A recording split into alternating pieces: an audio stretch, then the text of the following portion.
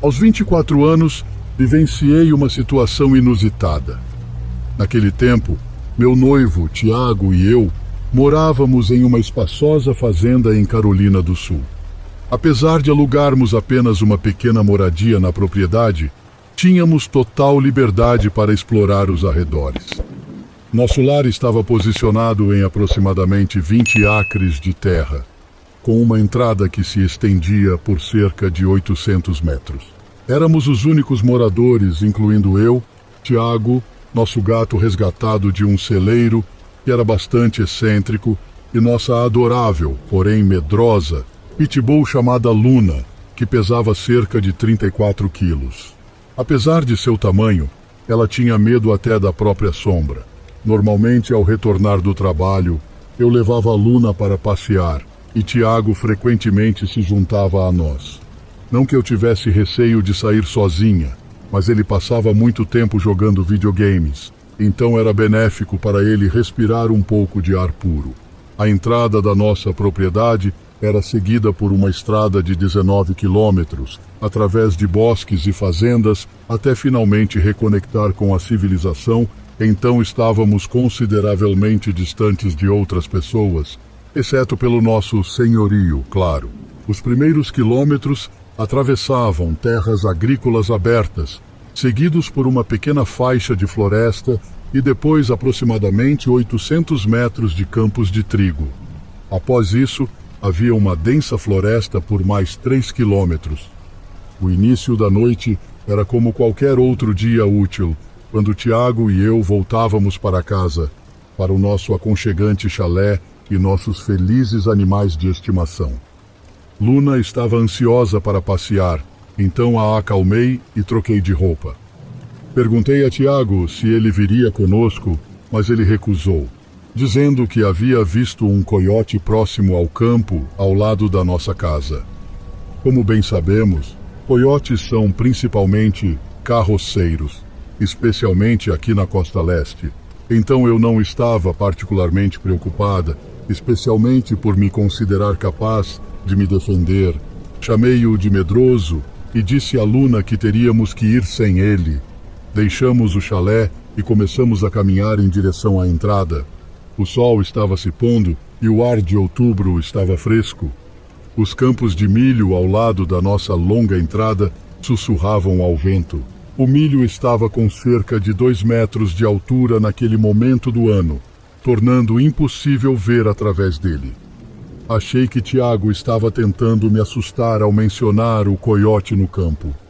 Parecia improvável que encontrássemos um em nosso passeio vespertino com Luna. Conforme subíamos a entrada, Luna corria alegremente entre os talos de milho, apesar de sua disposição geralmente ansiosa.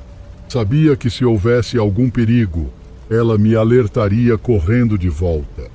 Quando alcançamos o final da entrada, o sol já havia se posto e a lua estava alta no céu. Não estava completamente cheia, mas fornecia luz suficiente para que eu não precisasse usar minha lanterna. Viramos à esquerda na estrada e avançamos pelo primeiro trecho do campo cheio de soja. Essas plantas relativamente baixas não ofereciam muito esconderijo, então me senti aliviada ao não avistar nada alarmante, exceto alguns veados à distância. Enquanto caminhávamos, lancei um graveto para Luna, e ela o trazia de volta repetidamente, como é típico entre dono e cachorro. Alcançamos a primeira pequena seção de árvores, e Luna parou esbarrando em minha perna, indicando que algo estava à frente. Não era um coiote ou um veado, mas sim um coelho que havia sido atingido por um carro e ainda estava se debatendo. Sabia que era improvável que sobrevivesse e que provavelmente havia atraído o coiote de volta para a área. Lembrando-me do que minha família me ensinou, rapidamente coloquei o coelho fora de seu sofrimento com minha faca, permitindo que ele passasse para a próxima vida. Sentindo-me triste, mas de certa forma aliviada por tudo que encontramos, ter sido alguns veados e aquele pobre coelho, continuamos nossa caminhada e adentramos o próximo campo. Este estava cheio de trigo quase pronto para a colheita, então era bem alto e difícil de ver através dele. O campo estava tranquilo e Luna não reagiu a nada, então imaginei que os coiotes, se houvesse algum, tinham ido embora. No entanto, ao contornarmos a esquina do campo e entrarmos na próxima área, com trigo à nossa esquerda e uma floresta à nossa direita, o ar pareceu ficar parado. Luna se aproximou de mim e ouvi um farfalhar no campo de trigo. De repente, vi 3 caudas recuando em direção à floresta. Embora os coiotes do leste sejam pequenos, podem ser assustadores em bando. Luna eriçou o pelo e eu gritei: "Saiam daqui! Vão!" com toda a força que pude. Os coiotes se assustaram e se dispersaram para as árvores. No entanto, decidi virar e sair dali antes que decidissem se reagrupar. Embora eu seja corajosa, não entraria numa floresta escura com um bando de coiotes e minha pitbull medrosa. Ao nos virarmos para voltar, um farfalhar no trigo chamou minha atenção.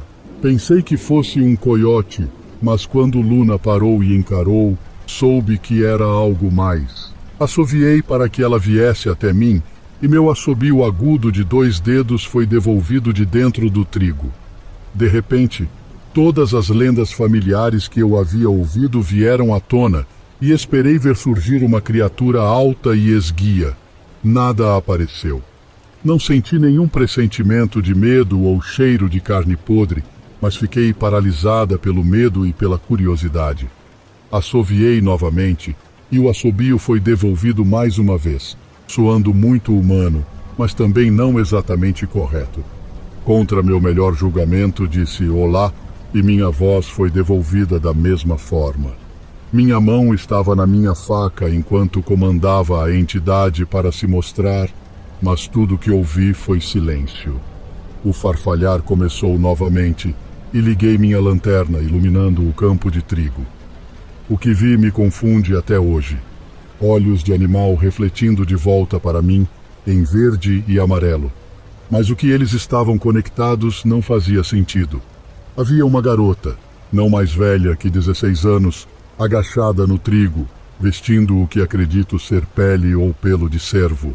Ela era muito magra e parecia que sua pele nunca havia visto a luz do sol. Seu cabelo era longo e emaranhado com trigo e folhas. Em outras circunstâncias, eu teria achado ela linda, mas naquele momento, ela era aterrorizante.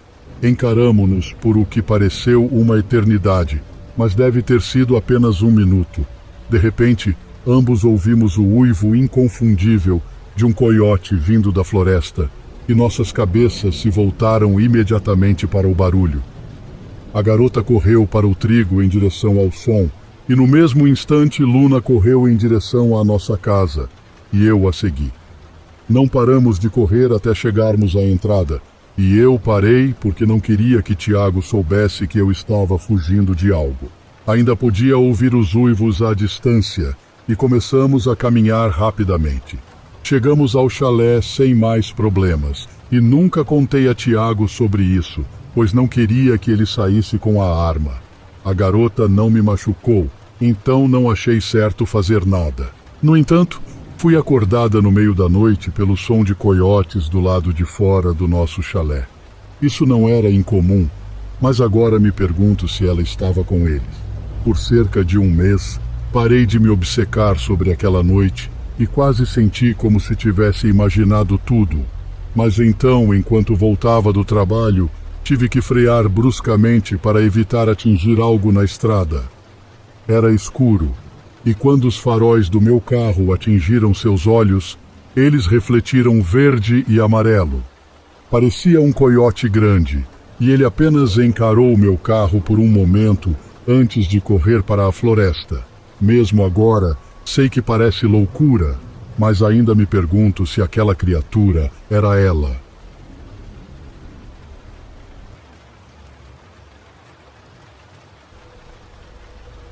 Por 2 anos, trabalhei em um aconchegante restaurante localizado na rua principal da cidade que considero meu lar. O trabalho pode não ser o mais prestigiado, mas paga as contas e oferece um ambiente confortável. O restaurante emana um charme nostálgico com suas cabines de vinil vermelho e uma jukebox que toca músicas dos anos 90. A maioria dos nossos clientes são habituais, que frequentam o estabelecimento para tomar café da manhã ou almoçar. Com o tempo, desenvolvi uma boa relação com muitos deles. No entanto, havia um cliente específico que me deixava desconfortável. Era um homem de meia idade que sempre vinha sozinho, sentando-se ao balcão. Vestia uma jaqueta de couro e jeans desgastados todos os dias. Raramente falava, mas seu olhar perturbador nunca me deixava. Eu tentava evitar contato com ele o máximo possível, mas ocasionalmente ele solicitava meu atendimento. Inicialmente, não o considerava uma ameaça séria, já que encontrei minha cota de pessoas peculiares ao longo da vida. Por um tempo, tudo pareceu normal, e até questionei se estava sendo excessivamente crítica. No entanto, uma noite, vi seu velho sedã passando pela minha residência. Naquele momento, ainda morava com meus pais, o que me proporcionava certo conforto. Enquanto estava na sala assistindo televisão, observei seu carro passando lentamente pela nossa casa. Ocasionalmente, ele dava voltas no quarteirão e retornava, como se estivesse me observando. Ficou cada vez mais difícil ignorar seu comportamento, e até meus pais começaram a notar. Uma noite, enquanto me preparava para dormir, ouvi o som de um carro entrando na nossa garagem. Olhando pela janela, reconheci o veículo familiar de mais cedo. Aflita, corri para o quarto dos meus pais e informei meu pai sobre a situação. Enquanto ele saía para confrontar o homem, liguei para a polícia. Pela janela, vi meu pai se aproximando do veículo do homem. O homem abaixou o vidro e começou a gritar com meu pai. Não conseguia entender suas palavras exatas, mas ele parecia me acusar de ter o provocado. Meu pai permaneceu calmo, sem elevar a voz ou agir agressivamente. Ele simplesmente pediu ao homem que se retirasse e não voltasse. Inesperadamente, a situação se agravou. O homem acelerou o carro, tentando atropelar meu pai. Meu coração parou de medo, temendo o pior. Por um milagre, meu pai desviou do carro no último momento. O veículo bateu na nossa casa, deixando um grande amasso no revestimento de vinil e um dos faróis quebrados, espalhando cacos de vidro enquanto o homem dava ré e fugia. Meu pai ficou lá, atônito. A polícia chegou em minutos. Depois de explicar o incidente, mostramos as imagens de segurança das nossas câmeras e capturaram todo o ocorrido. O carro do homem passando pela nossa casa, entrando na garagem e tentando atropelar meu pai. A polícia conseguiu rastrear e prender o homem naquela noite. Descobriu-se que ele vinha me seguindo há várias semanas, seguindo-me desde o trabalho em várias ocasiões e revirando nosso lixo. Ele tinha um histórico de comportamento violento e uma ficha criminal extensa. Foi chocante perceber que uma pessoa assim frequentava o restaurante onde eu trabalhava, me observando e me deixando desconfortável. Sempre me considerei uma pessoa resiliente e independente, capaz de lidar com qualquer situação. No entanto, esse episódio mostrou que certos eventos da vida estão além do nosso controle. O homem foi finalmente condenado à prisão por suas ações contra mim e minha família. Embora nunca mais o tenha visto, a memória perdurou por um tempo considerável. Eventualmente consegui um emprego em uma livraria numa cidade vizinha. O trabalho oferecia um ambiente mais tranquilo, com menos interações com rostos desconhecidos. Senti-me segura lá e isso ajudou na minha recuperação da experiência traumática anterior.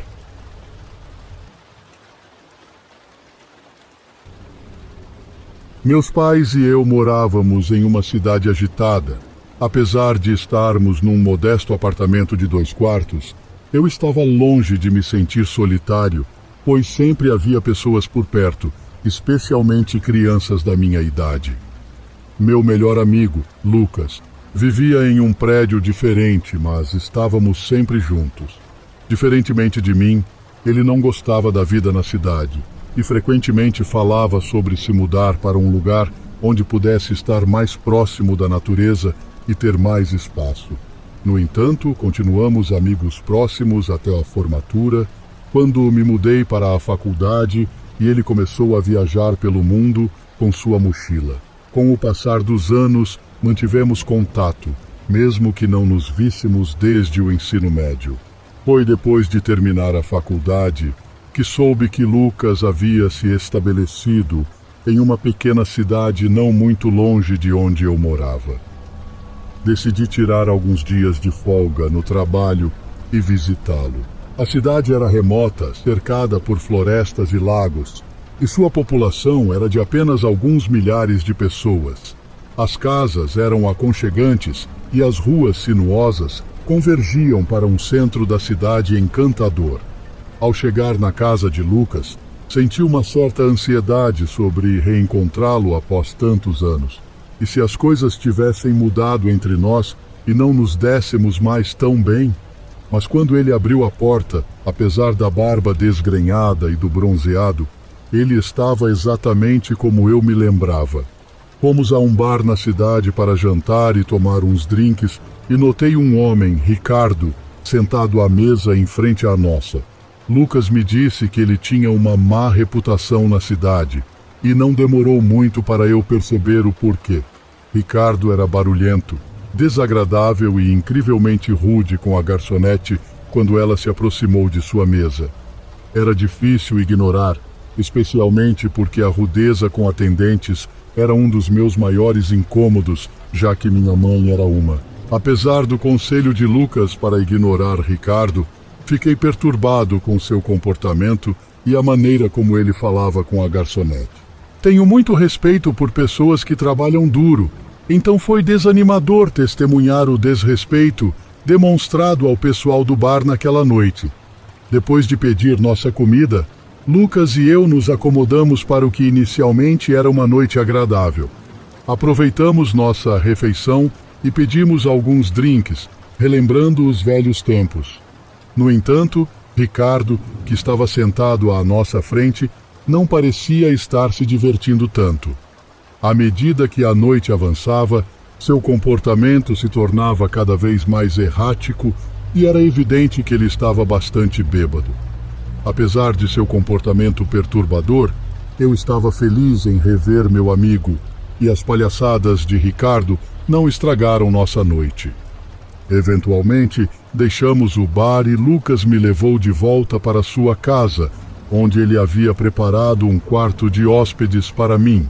O quarto ficava na frente da casa, com uma janela voltada para a rua. Para garantir minha privacidade, Lucas pendurou um lençol na janela, pois, caso contrário, quem passasse poderia facilmente olhar para dentro do quarto.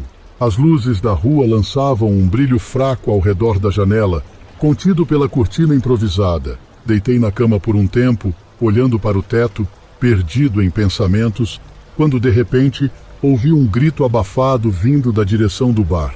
O som era um tanto abafado pelo vidro da janela, então não conseguia entender o que a pessoa estava dizendo, se é que estava dizendo algo. O grito continuou por vários segundos, talvez 1 minuto, antes de parar abruptamente. Fiquei deitado por um tempo, tentando ignorar a curiosidade que me consumia, mas não resisti à vontade de investigar o que estava acontecendo. Silenciosamente, calcei meus sapatos e saí pela porta da frente. Assim que virei a esquina, vi um grupo de 4 homens parados perto do beco ao lado do bar. Havia um poste de luz por perto, então pude ver tudo claramente. Escondi-me atrás de uma árvore próxima e observei enquanto um dos homens se afastava, revelando o corpo inerte de Ricardo no chão.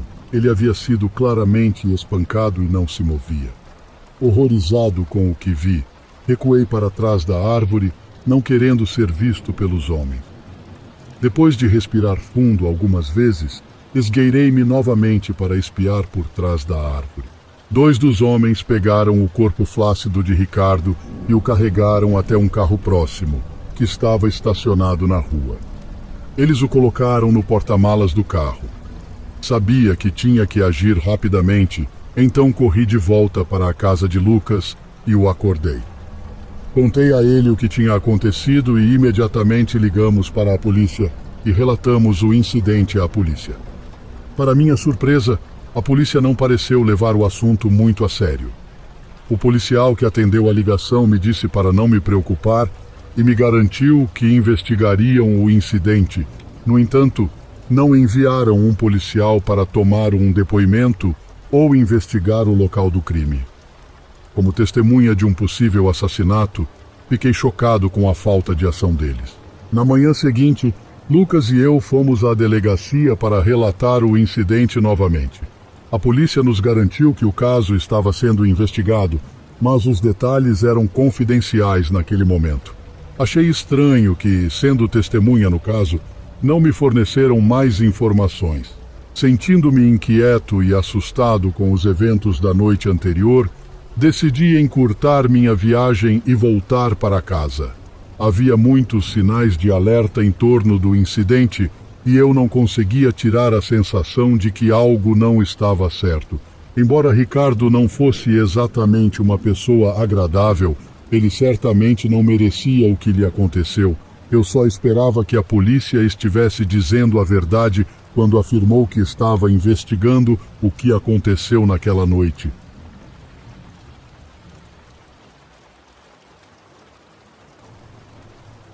A história que vou contar aconteceu quase 10 anos atrás. Naquela época, eu era um adolescente de 18 anos que, como a maioria, valorizava muito minha privacidade e passava horas no meu notebook com fones de ouvido. Era primavera quando meus pais decidiram fazer uma viagem para o sul, deixando-me sozinho em casa durante todo o fim de semana. Nossa residência era uma simples construção de 2 andares, com os quartos localizados no térreo. O segundo andar consistia em um sótão inacabado e o subsolo ficava abaixo do térreo. Nossa casa ficava a cerca de 13 quilômetros da cidade mais próxima e possuíamos um extenso quintal que dava para um campo de soja que se estendia por vários hectares. Este campo de soja cercava parcialmente nossa propriedade, servindo de barreira entre nossa casa e as propriedades vizinhas ao leste. Contudo, não estávamos completamente isolados, pois havia 5 vizinhos próximos, um de cada lado e os outros do outro lado da rua. Estávamos situados em uma rua tranquila, com pouco tráfego e apenas o ocasional uivo de um lobo perturbando a tranquilidade da noite, tornando-o o local perfeito para se viver. No segundo dia do meu fim de semana sozinho, o tempo esfriou, então eu fechei e travei minha janela antes de me acomodar na cama com meu notebook. Sempre fui fascinado por lendas urbanas, então passei aquela noite assistindo a vídeos de terror e lendo histórias online. No entanto, meus planos de desfrutar de uma noite tranquila foram interrompidos quando ouvi um barulho estranho por cima dos meus fones de ouvido. Tirei um dos fones e prestei atenção no som, que vinha da minha segunda janela virada para o quintal. A princípio pensei que poderiam ser folhas e galhos batendo na tela por causa do clima imprevisível da primavera em Michigan. No entanto, o som não correspondia à minha hipótese, soando mais como batidas ou um chocalho, como o som de arames metálicos se rompendo. Decidi investigar o barulho, usando a tela do meu notebook como uma fonte de luz improvisada.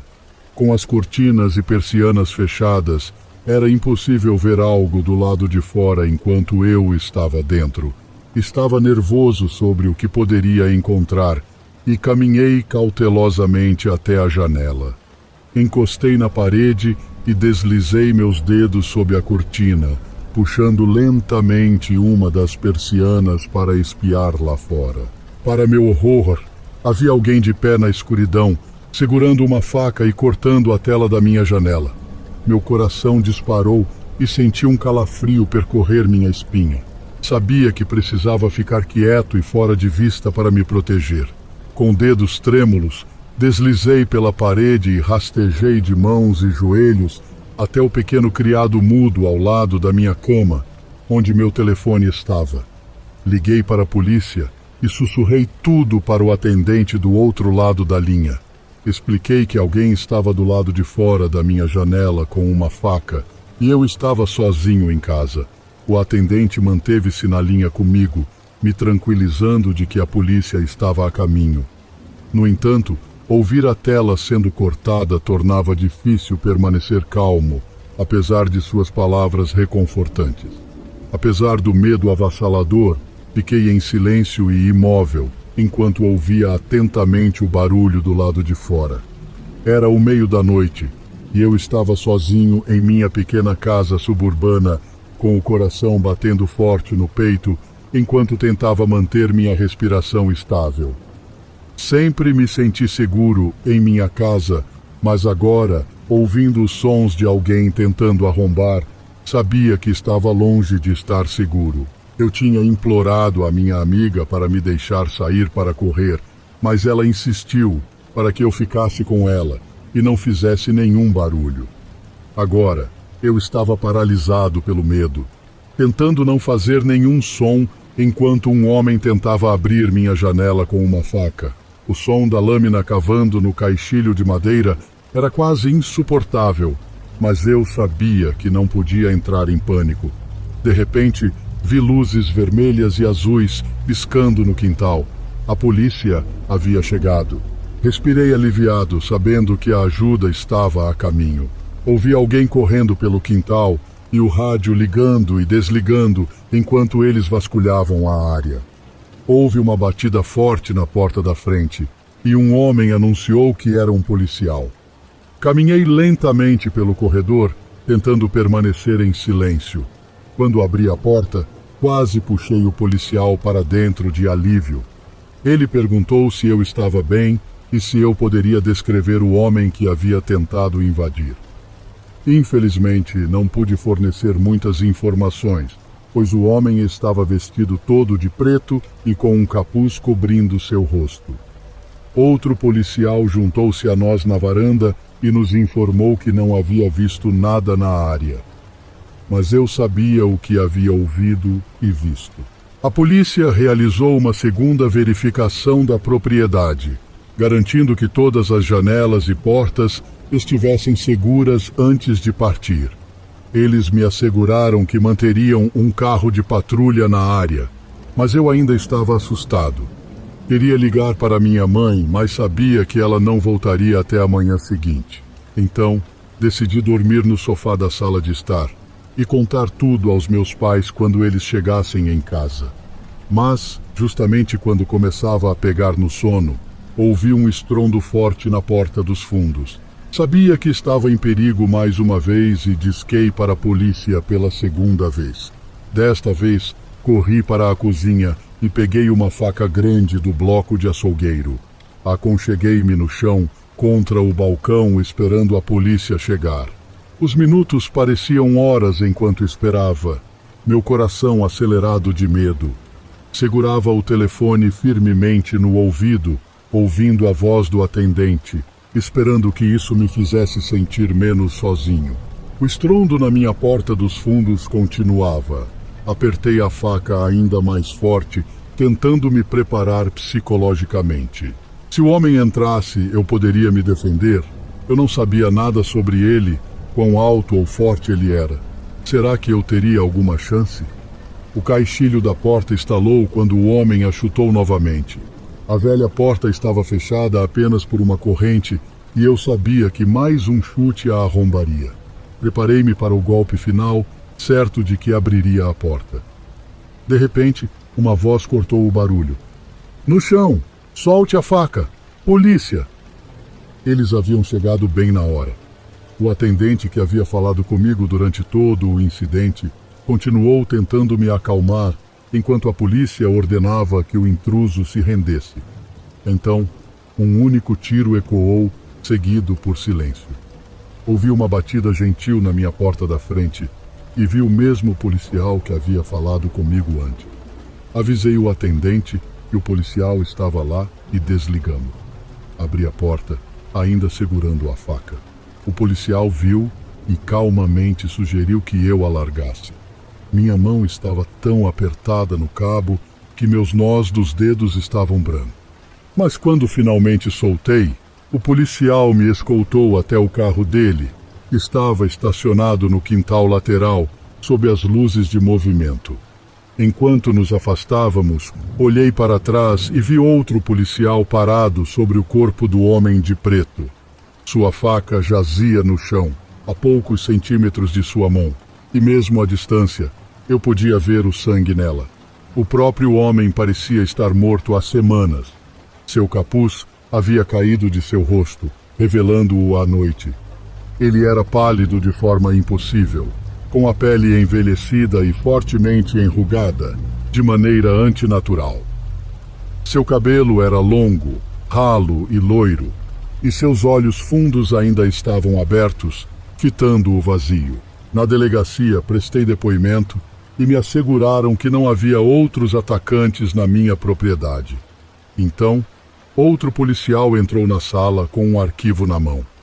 Ele sussurrou algo para o primeiro policial e lhe entregou o arquivo. Perguntei aos policiais se eles sabiam quem era o homem e o que ele queria. O primeiro policial não queria me dizer, mas eu insisti até ele revelar a verdade. O homem era um viciado crônico em drogas e um esquizofrênico violento com transtorno bipolar. Ele morava na área até ser finalmente internado em um hospital psiquiátrico cerca de 20 anos antes. O incidente que o levou a ser internado naquela época foi uma tentativa de incendiar uma igreja local.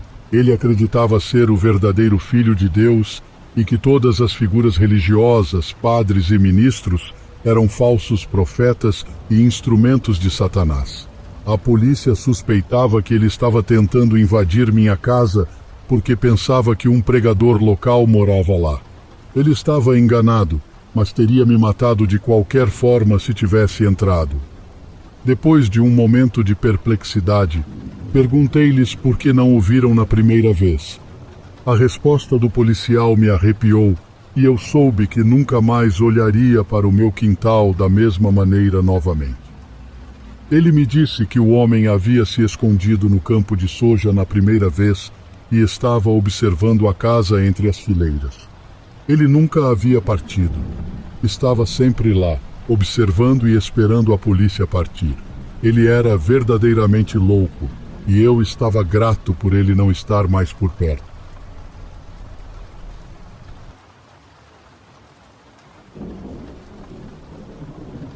Numa noite, enquanto estava deitado na cama, ouvi o som do meu cachorro, Toby, chorando lá embaixo. Pensando que ele precisava sair, desci para a sala de estar. No entanto, quando cheguei lá, Toby não estava em lugar nenhum. Procurei no corredor e na área de serviço, mas ainda assim não consegui encontrá-lo. Como último recurso, fui até a cozinha, mas o que encontrei lá superou meus piores pesadelos. Diante de mim, havia um homem vestindo um moletom preto e uma máscara branca de porcelana. Ele segurava uma faca ensanguentada e eu podia ver o olhar enlouquecido em seus olhos através da máscara.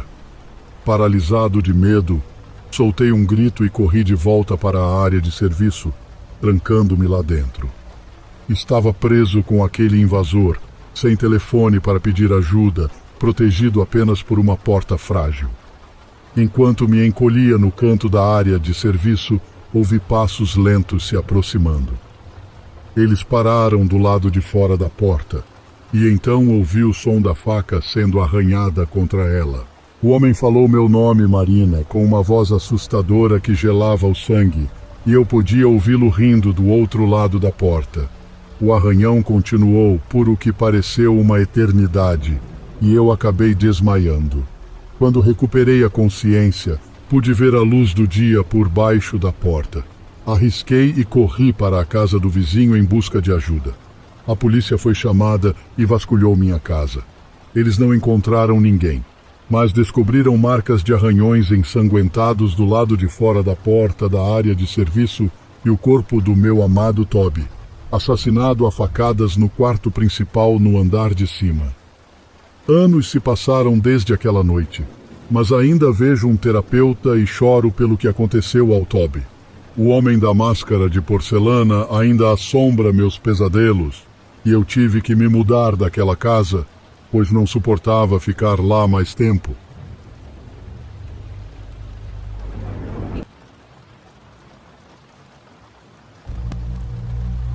Durante o verão de 1999, vivi uma experiência que ainda ressoa comigo. Naquela época, estava prestes a iniciar o ensino médio, após concluir o 8º ano. Meus pais estavam construindo nossa primeira casa em uma área suburbana nos arredores de Trenton, Nova Jersey. Então, temporariamente, residíamos com meu irmão mais velho, Caio, e sua esposa.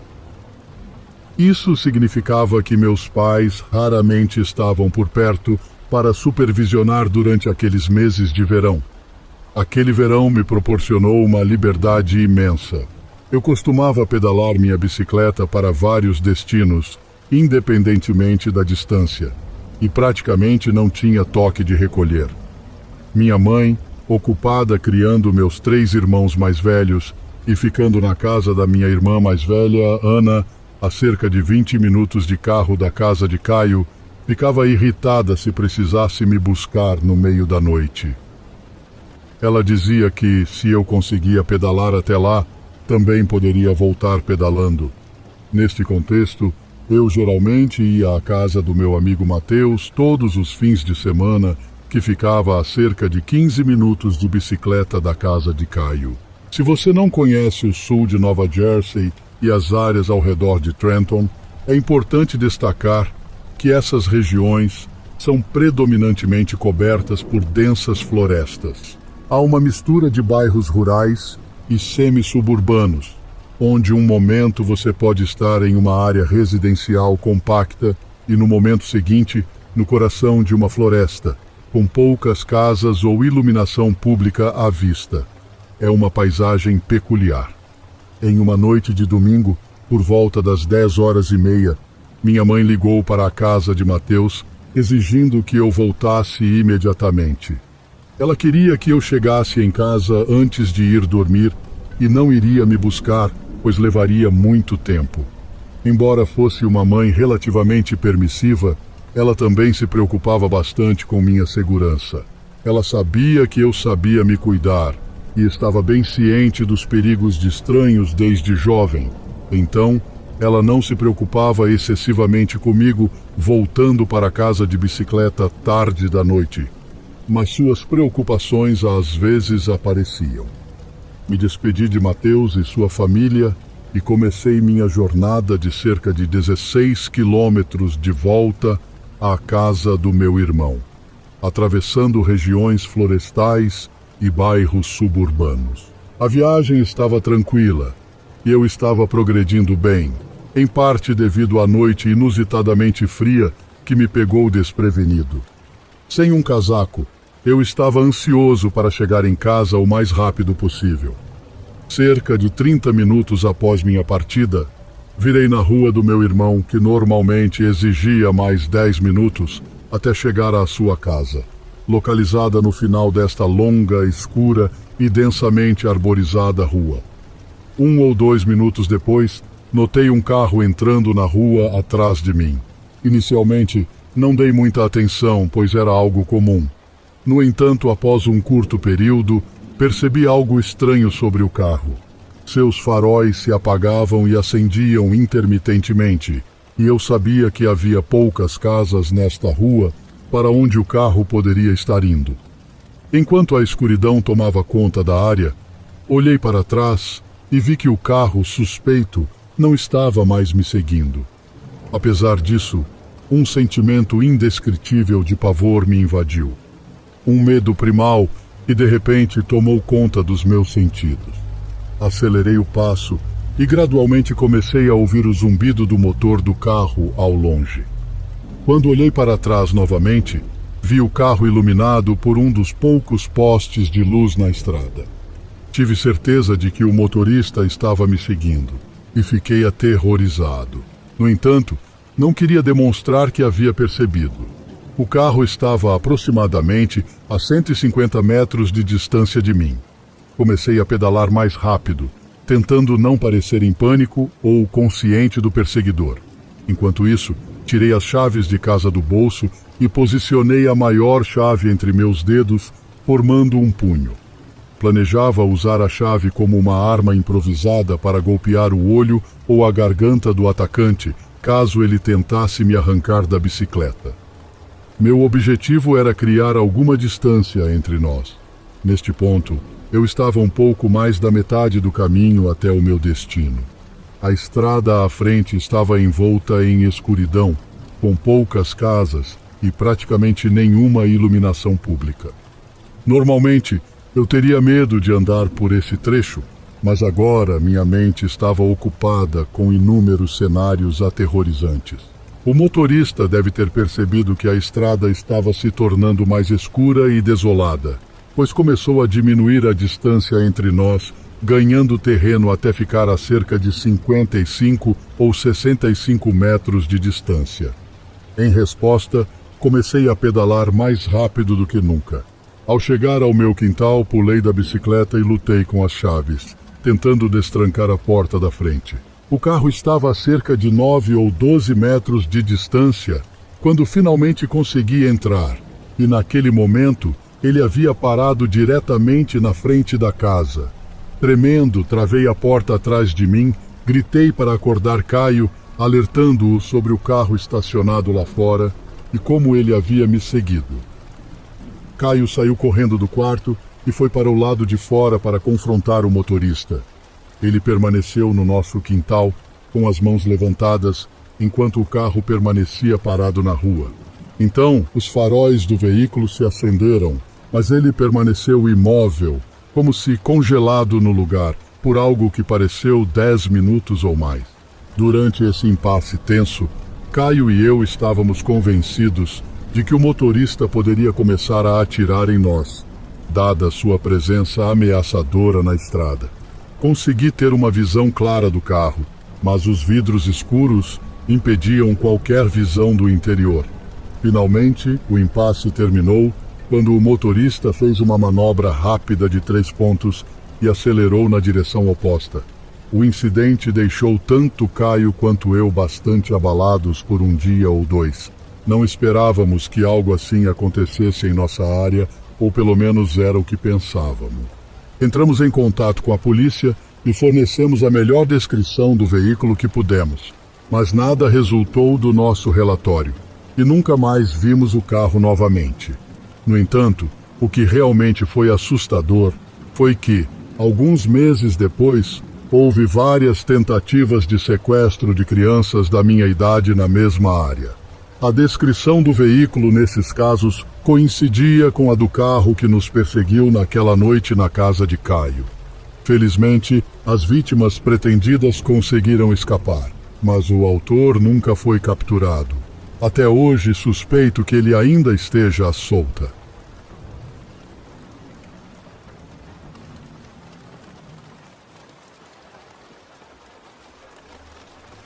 Há vários anos, minha família morava em um bairro problemático de uma pequena cidade na Geórgia. Nosso vizinho, que morava 2 casas adiante, era um traficante de drogas conhecido, e era comum ver pessoas suspeitas andando pela nossa rua e pelo nosso quintal no meio da noite.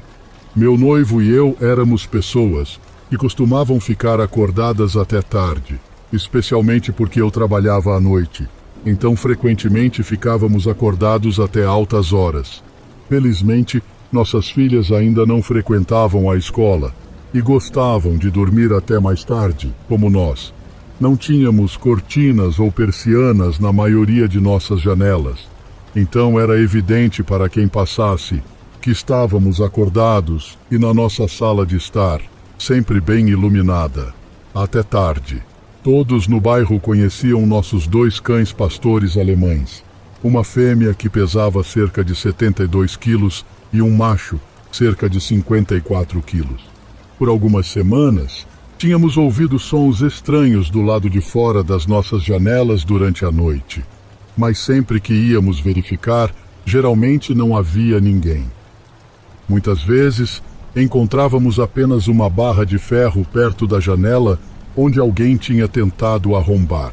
Quando nos mudamos daquele bairro, havíamos acumulado uma coleção de barras de ferro que encontramos do lado de fora dessa janela da nossa casa. Meu noivo tinha perfurado buracos nos 2 caixilhos de cada janela e os fixado no lugar com pregos de 7,5 centímetros, de modo que não pudessem ser abertas sem remover os pregos. Uma noite, enquanto estávamos sentados na nossa sala de estar, por volta das 4 da manhã, ouvimos um barulho do lado de fora de uma das janelas. Os cães estavam rosnando e olhando para nós, e quando olhamos para fora, pudemos ver um homem tentando arrombar a janela. Nós 2 ficamos em frente à janela, encarando-o enquanto os cães latiam.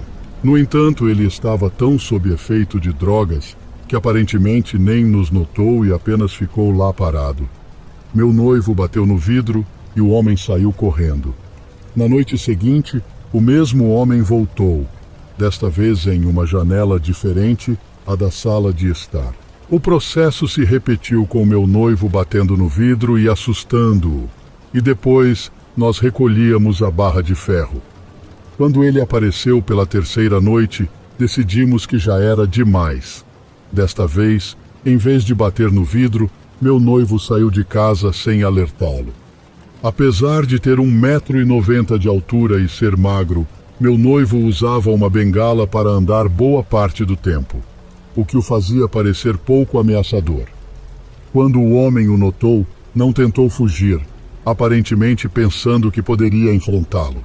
Eles se encararam por alguns minutos, e então, quando o homem levantou sua barra de ferro como se fosse avançar em direção ao meu noivo, tudo virou um caos. Em um instante, meu noivo abriu a porta da frente, soltando ambos os cães, e sacou um facão que estava escondido atrás da sua calça. O homem disparou em fuga, e meu noivo e os cães o perseguiram por um tempo antes de eventualmente deixá-lo ir. Nunca vi ninguém correr tão rápido e, para ser honesta, foi bastante divertido.